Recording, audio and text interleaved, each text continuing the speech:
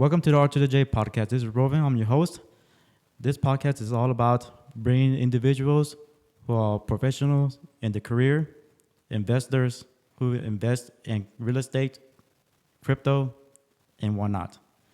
Also, we talk to people who started their business and grinding to be successful in their business.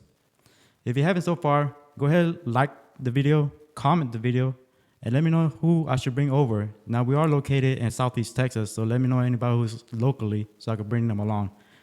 And so far, can you guys help me out get 100 subscribers before the end of the year? That's my goal.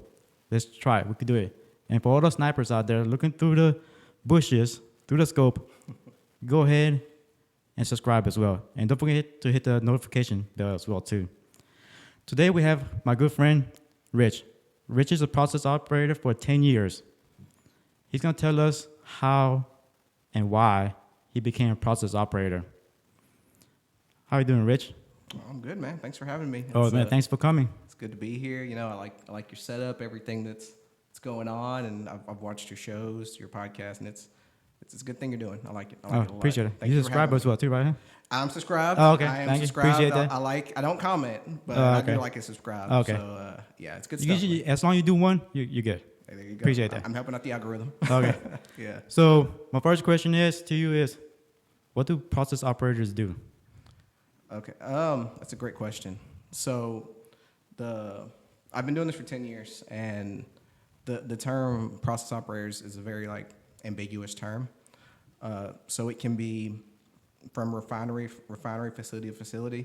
It can actually be kind of different. In the most general of terms, the process operator is somebody who works for the company, and they are over the day-to-day operations of their specific area. So if part of an oil refinery, the oil refinery process can start from being crewed on a ship. So you could work on a dock, loading a tank or unloading a tank. You can work in one of the units that actually refines to chemicals, or you could load trucks or do utilities. You could work in the water, clean up water or make steam. Yeah. Those are all process operators, terms process operators, but they all have their own part of the process. It's like a bunch of little pieces that work together to make this one big production. Yeah, but you're mostly in the oil and gas, right? I do work in a oil refinery, yeah. Mm-hmm. So specifically, I work on a unit that takes a certain cut of oil, and it makes it into chemicals. It refines it down and makes it into chemicals that get sold off to other companies, and those companies make final products. Yeah. So that can be we make toluene, which can be like a paint remover. You can make our xylene, which is great for removing solvents. Benzene is it's cancerous in its purest form, but very dangerous. It is. It's very dangerous in its purest form, which we make high purity benzene. Yeah. But it can also be used as chemicals and other things we use every day. Mm-hmm. Plastics, grease detergents, things like that. But that's what we specifically do on my unit. But we do it all. They take. And that role, are you mostly sitting in a control unit, or sometimes you have to go out there and turn some valves or anything like that, or what? So where we're at, we have inside operators and outside operators. So you can either be on the console, which is you're sitting at a computer.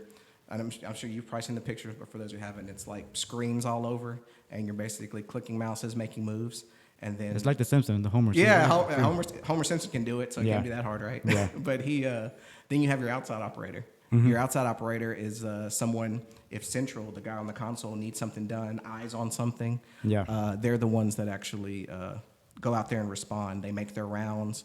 You look at your pressures, you look at your temperatures, and you make sure what Central sees on that computer.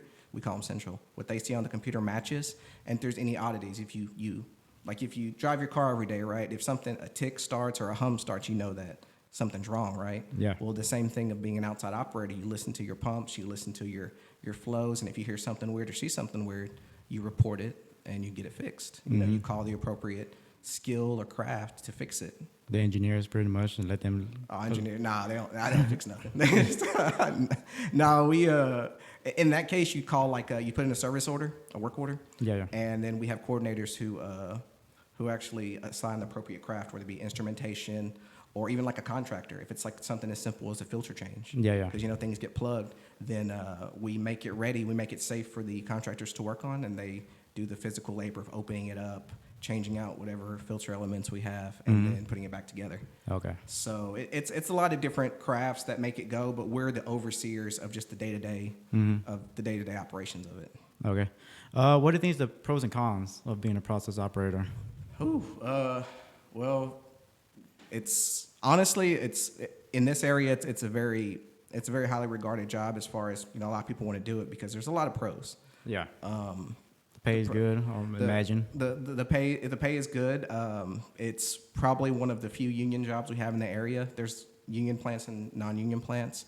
The pay is usually within a reasonable amount of each other. But as far as pay goes, it goes, benefits, 401k. Some companies still have pensions, sick time. A lot of the old school things you hear about, like government jobs, these jobs still have. You know? They do work you for it, though. I mean, it's 12-hour shifts. It's a rotating schedule, days and nights. Yeah. Like and what do you mean rotating, like for the viewers? So when the schedule rotates, we work what's called the DuPont schedule. It's a 28-day cycle that goes between days and nights every week.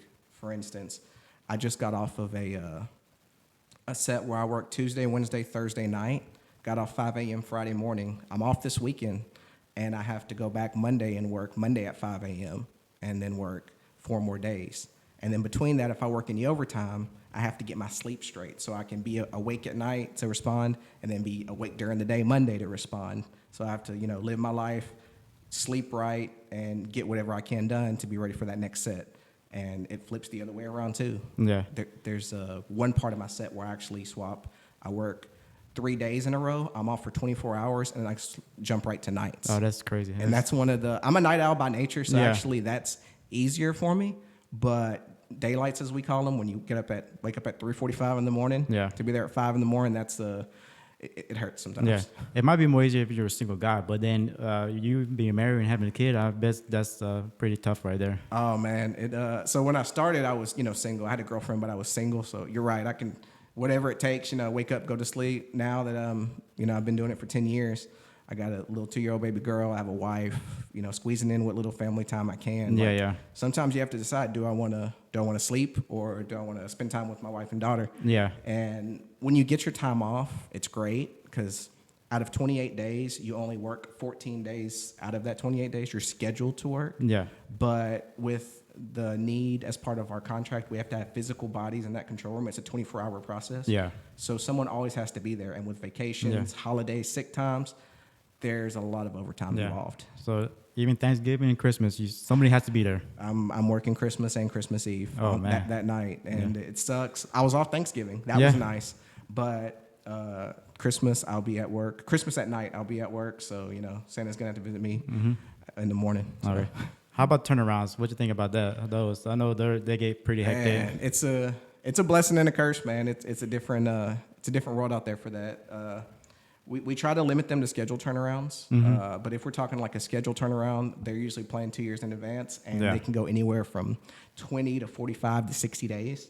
And you're talking like 7/12s, meaning that you work every day, 12 hours a day, up to 14 days in a row. Yeah. Days or nights, and it's rough. And that's overtime pay, right? It's I mean, you have your normal scheduled days, so 7 of those days are regular time and 7 of those days are overtime. So it's great money. Yeah. Don't get me wrong. It's a great opportunity. Like if you know one's coming, hey, I'm gonna bring home some good checks. I'm gonna make some good money. But at the same time, if you're on days, you have to go to sleep good every night. If you don't sleep good, well, too bad. You got to be the next morning. And on nights, you pretty much miss everything because, baseball games, events, weddings, where are you? You're at work. You just got to block off those 8 weeks of your life and say, hey, you know what? I'm going to be at work. And then you get a day off in between. But, I mean, all you do is, like, whatever you can and rest. Because, I mean, it's called a fatigue day. Yeah. And you're fatigued. Like, you are tired of, because you're working. Like, you have so many contractors. You're fixing stuff that gets fixed, once every 5 years. Yeah. So you have these contractors coming in right when you clock in, and they're working you all day. Hey, what can I do next? What can I do next? So what does happen in the turnaround? Like what does get changed out? Like pumps, motors, or everything that needs to get fixed, or what? So we're actually planning for a turnaround right now, and the planning process is done about 2 to 3 years in advance.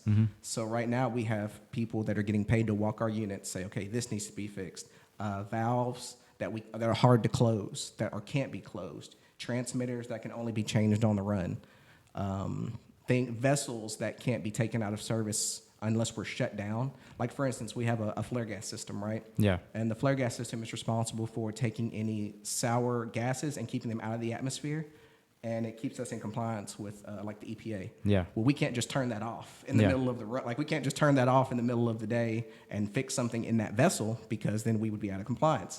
So we have to wait till the refinery is down and not producing anything. Then we're able, and that only happens, once every 5-10 years. Yeah. So there's stuff like that gets done. And also you get your little projects they add on if they want to expand to something, if they want to make something run more efficiently. They'll swap out a pump. They'll make the pump bigger. They'll make piping bigger, and they'll do a bunch of like cleaning. Like they call it pig and lines. They'll push they'll use chemicals, or they'll use different matter to push through these pipes and clean everything out of them. Yeah. Okay. Kind of like your bathroom problem. Yeah. Drain issues. Okay. Now, what kind of qualification you need to be a process operator? So each facility can be a little different, because not every facility takes the same qualifications, but the most obvious ones are you could need a 2-year college degree. They actually have a program at Lamar Port Arthur and Lamar Beaumont and LIT. Yeah, LIT, yeah. It's a 2-year program. It's for the process. It's called process operations, basically, or process technology, rather. There's that certificate, which unfortunately that market's saturated right now. You have 50 people every semester that graduate with that. Yeah. And you don't have you graduate 50 people every semester, and they offer 20 jobs a year, Yeah. The second one is they do 4 years of military service. Yeah. So, because companies love their veterans, they can tell they can commit to something. So it's company, the veterans. And then some places actually take refinery experience as good qualifications, meaning that we've had guys who work for our contractors come on as operators, because the contractors, they know the area so well. Yeah. Like there's a few guys that I've worked with for 4 or 5 years in a row, and they know my unit just as good as I do as far as where everything's at. So if we brought them on as an actual operator, they already know mechanically how it works. Now they're going to learn what goes on in the pipes, and it makes the training that much easier. Yeah. So the company will accept, okay, you've worked out here safely for all those years. We're going to bring you on. And that's kind of a loophole, because that's very case by case. Yeah. But that is like a qualification you can have. And there's very few refineries. There's a couple, like I want to say ExxonMobil does it, where they'll like allow it any 2-year degree, like 60 college credits. Oh, really? And that's actually a little bit easier for someone who went to school for like accounting, or went to school to be like a banker, and then they're a process operator because the money's better or whatever. Yeah. Now some companies, they actually have like a mass like testing phase, the first round, right? Pretty much. So the jobs are pretty competitive. So we always hear the numbers whenever we hire on a new class, right? And the general numbers are, they put an ad in the paper, they put it online. They'll say 1,500 to 2,000 people apply, send in applications. They use their filters, and 1,000 of them might get past the qualifications on paper and test. Out of that test, 500 might pass the test. Yeah. And it's a test based on mechanical aptitude, math, and reading. Out of that test, if you pass, then you go on to a primary interview, which is a panel interview. They filter you down to like 150 people. Yeah. Which is 10% of the original people who applied, and then you go to a final interview which is a interview with different people in the refinery, and then out of that 150, they might hire 20 or 40 people. Yeah. So you go from 2,000 people down to 20, 40 people. You got to be on your game. You got to know what you're talking about, and it's definitely it's why so many people go for it. Because these people that they hire, you're here 20, 30, 40 years. When you get hired, they want good quality people. Yeah. And I imagine those tests is pretty not too difficult. Maybe a simple question. I think I've seen some, like maybe if you have a cup of water or whatever, and if you have ice in there, and the ice melts, what's going to happen? Yeah, don't get me wrong. depending on who you are, the test can be Yeah. easy. They've used the same test for so long. Honestly, it's pretty easy to tell to kind of know what you're getting into. Yeah. The one thing about Total's test that's different, which has actually set them apart from the rest, is that there's a math portion that makes you do like multiplication and long division with like decimals and fractions. Yeah. And I haven't done that in years, so that was one thing that got a lot of people. Like, you know, addition, subtraction, multiplication, fine. You throw a fraction in there, or You throw to a someone dollar. who hasn't been in school in like 5 years. Yeah, It's like, yeah. hold on a second, and it's pen and paper. Yeah. And, you know, so it's like it's different. I could imagine the interview might be kind of difficult as well too. But if you guys want some tips about that, watch episode 3 with Elisa. She'll give you some great tips on that. That was a good episp. I saw it. Go Yeah. watch it. Check it out. So how was the beginning of your career? Was it difficult getting used to the process and work job out there? It's definitely different now, but in the beginning for me personally, before I worked where I work now, I worked at a rubber plant. Mm-hmm. So it wasn't a oil refinery, but it was, you know, you knew how to work safe in an industrial field, right? Yeah. The training, once you get hired on, you know, the training is you sit through 8 weeks of employee candidate school. Mm-hmm. They make sure that you have the common sense to be in a refinery and pass all the regulatory stuff. And then they put you on a unit, on a live unit where you have 6 months to qualify, which depending on what unit you go on, we talked about the different processes in a refinery. It can be really easy or really challenging. Yeah, yeah. Me personally, I went on one of the harder units and one of the biggest units, and it sucked to learn because it took me all of 6 months to learn it when some guys were training on other units in 2 to 3 months. But you learn a lot. Like, it was one of the dirtier units, and it was one of the units that could have more problems. Yeah, yeah. And I'm kind of thankful I did that because it made me appreciate when you do get those little better positions and better jobs, you get this mechanical aptitude for things like, you know, you see one reactor, their reactors are pretty much the same. You see one heater's the same. And Yeah, being yeah. exposed to all that day one on my first 6 months was really nice. Personalities are all over the place. You know, you're the new guy. Yeah. You get, you can get hazed. You're expected to work. Like, you're going to be there for 20 or 30 years. Them guys want to know that when it goes down, you know how to work. Yeah, They yeah. want to see you, on your phone. They don't want to see you just, slacking off or not doing anything. And it can be a hard habit for a lot of people to break. Yeah. I know for me, it was hard not being on my phone sometimes, and that was 10 years ago. Yeah, Like, yeah. It's even harder for a lot of people now. Yeah.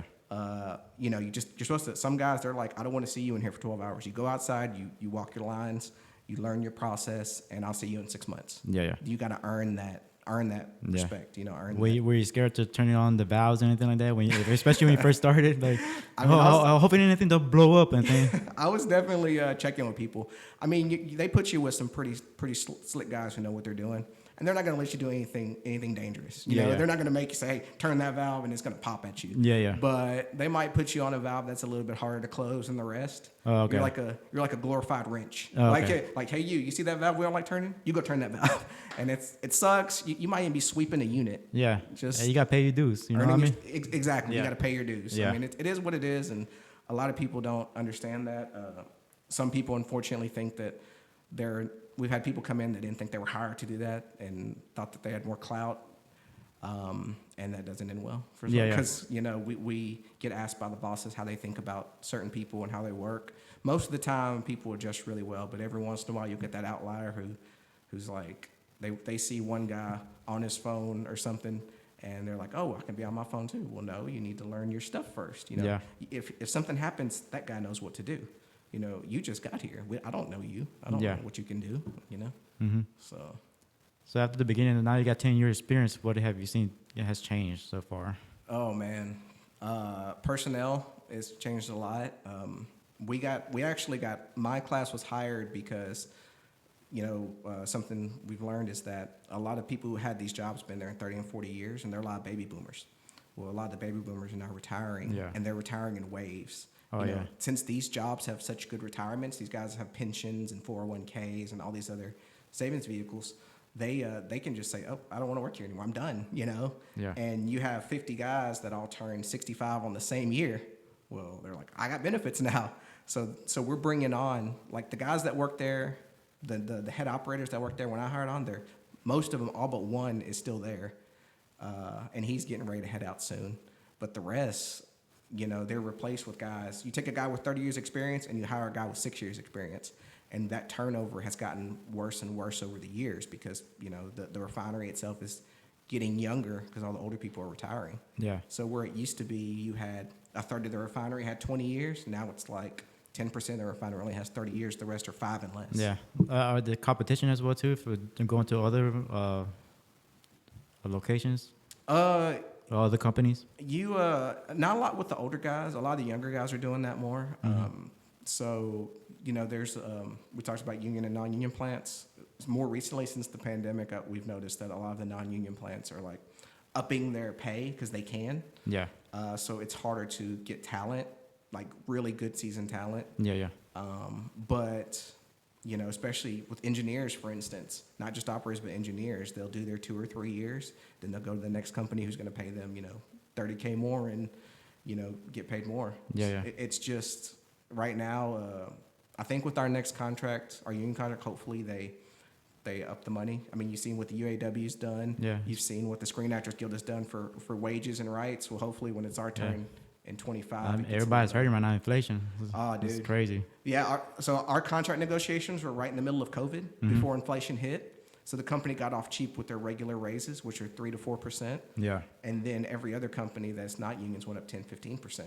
So, I mean, when it comes our turn, we're like, hey, we're behind. Yeah. We're behind the curve. I can go work at this new plant up the road for, $10 more an hour if I have the right skills. Yeah. But me personally, I like where I'm at. It's, I know my job. I feel like I do it well. So Yeah.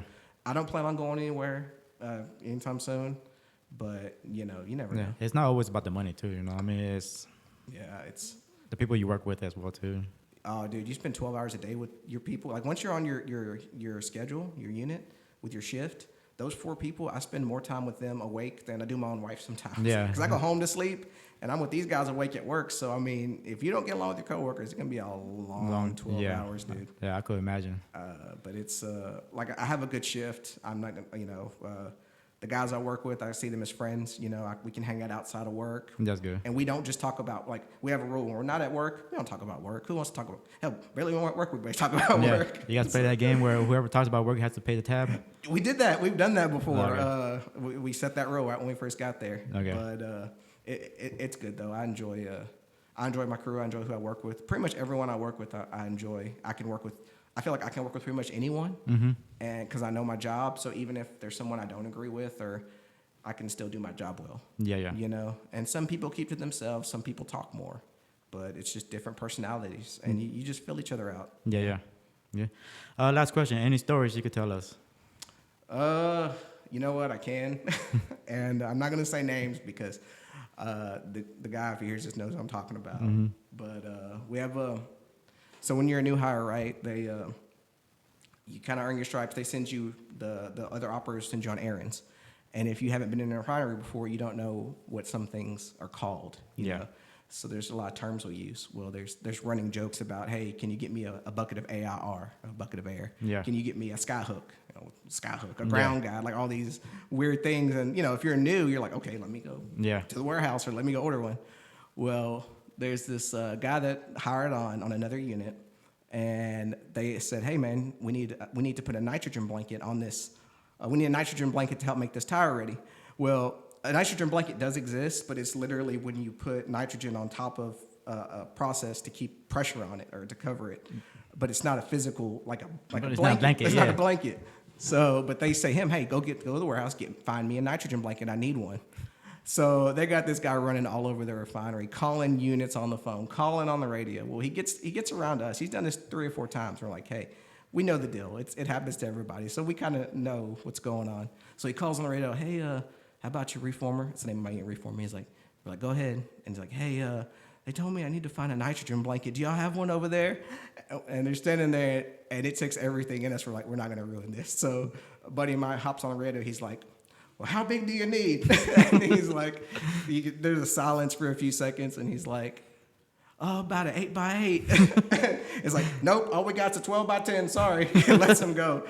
And we're like, how did they really get this guy to believe that a nitrogen blanket existed? And it's like, now they kind of call him nitrogen blanket, because that's what he's known for, is the guy who went around the refinery. Yeah. It took like a little while for someone to say, hey, man, that doesn't exist. Come on now, let's let's do some tubeless too here. Yeah. But, I mean, you always gotta have fun at work every once in a while. You know what I mean? you got to, and he took it. You know what? He everybody jokes about it, but he's a good guy, and it was he'd never been in a refinery before. Yeah. So he was doing what was asked of him. Yeah. But if put it this way, if people don't like you, they won't mess with you. Oh yeah. No. Yeah. So I mean, they like him, and he works with us now, and I like him too. But it's just funny, everybody's got their own, stories. Yeah. But that one right there is probably one of the, I think because it happened throughout the whole refinery. He called so many different units. It's like everybody knows. Yeah. But it's interesting, man. It's interesting. Right. That's his name now, right? Blanket Boy. Not just Your blanket, boy. yeah. Well, Rich, anything else you want to let us know before we let you go or end the podcast? I'll tell you this, kind of just putting back on the pros and cons, man.